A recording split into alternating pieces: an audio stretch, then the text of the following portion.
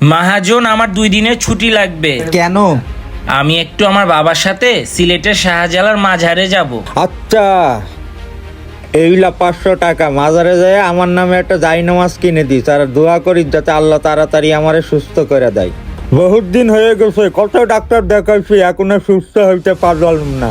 আমি ওইখানে যাই আপনার জন্য মন থেকে দোয়া করব, আল্লাহ আপনাকে খুব তাড়াতাড়ি সুস্থ করে দিবে।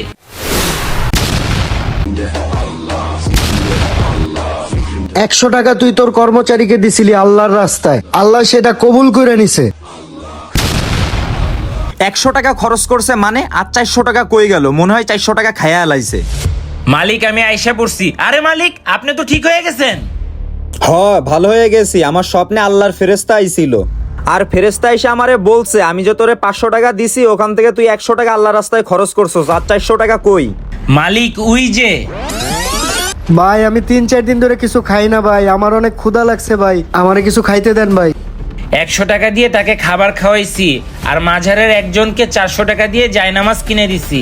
মালিক, সব নেকির মধ্যে সব থেকে বড় নেকি হলো একজন এতিম অসহায়কে খাবার খাওয়ানো, আর আমি সেই কাজটাই করছি। বাবা, তুমি আমারে মাফ করে দাও, আমি তোমারে ভুল বুঝছি। আল্লাহ আমাদের সকলকে অসহায় মানুষের পাশে দাঁড়ানোর সুযোগ করে দেয়। ভিডিওটা অবশ্যই আমাদের মুসলিম ভাইদের মধ্যে আমরা শেয়ার করে দিব। আমিন।